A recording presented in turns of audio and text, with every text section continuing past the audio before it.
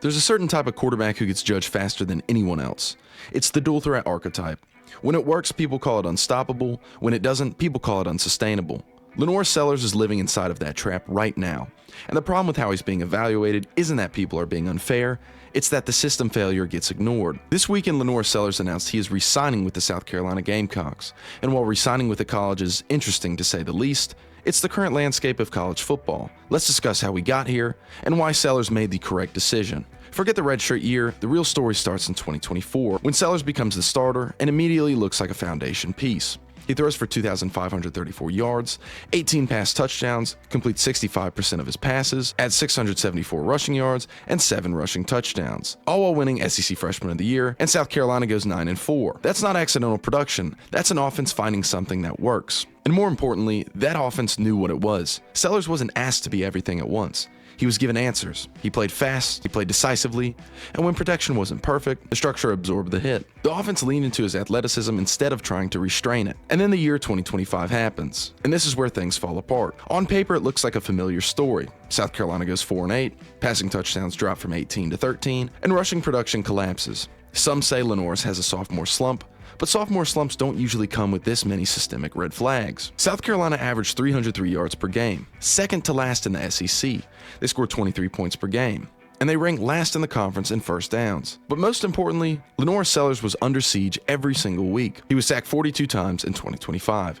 Over the past 2 seasons combined, no quarterback in the country was sacked more than LaNorris Sellers. Despite that, Sellers remained efficient. His yards per attempt stayed around 8.3, his interception total only increased by 1, and his overall passing efficiency remained competitive by SEC standards. And that's not what a quarterback falling apart looks like. But what did disappear were scoring opportunities. South Carolina reached the red zone just 26 times all season, and when they got there, they scored touchdowns only 58% of the time. Drives died under the Shula offense, not because Sellers couldn't make throws, but because the offense simply looked flat and uninventive all season long. Let's discuss running the ball with LaNorris.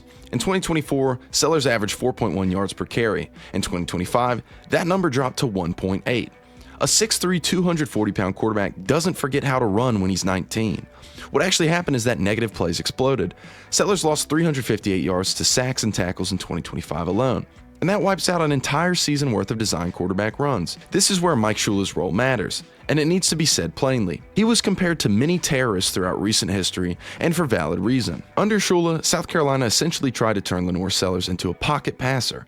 The offense became more static, fewer rollouts, fewer built-in escape valves, fewer designed quarterback runs. The scheme assumed the offensive line could hold up long enough for traditional drop-back concepts to work. But that assumption was never going to hold. Asking a young, physically gifted dual-threat quarterback to operate like a pure pocket passer behind one of the worst offensive lines in the country is a losing equation. It strips away his greatest advantage, forces him to hold the ball longer, and magnifies every protection breakdown.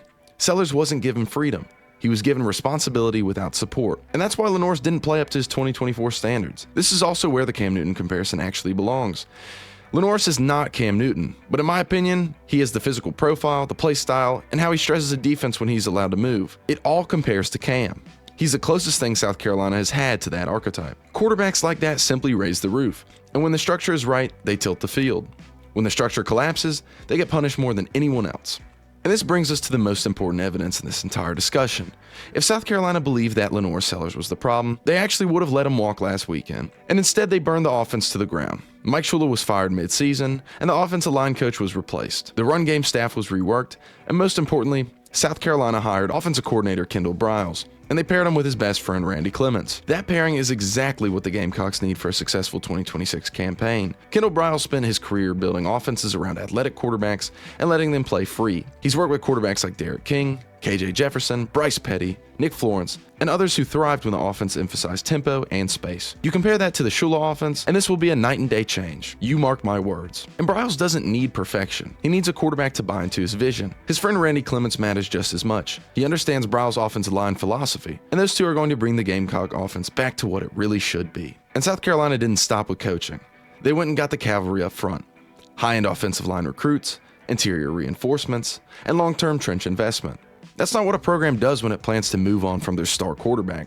That's what a program does when it believes the quarterback is worth protecting. This is why staying at South Carolina was the correct decision for LaNorris Sellers. Transferring would have meant learning a third offense in 3 years. throwing away continuity just as the program aligned itself to him. Staying means he could be the centerpiece of a system designed for what he actually is, not what someone hoped he could tolerate. Now, about the ceiling, no one is guaranteeing anything, but under Kendal Briles, with freedom restored, structure rebuilt, and protection improved, LaNorris Sellers absolutely has a season in his range of outcomes where he plays himself into the national conversation. He could end up in New York the second week of December. And not because of hype, but because quarterbacks with his physical tools in offenses like this have done it before. And that's what 2026 is. Not a saving LaNorris mission, but a real evaluation. The 2025 season looked like regression, but in 2026, LaNorris Sellers will take a leap that will ensure he is a top draft pick in 2027. Thank you for watching. Go Gamecocks.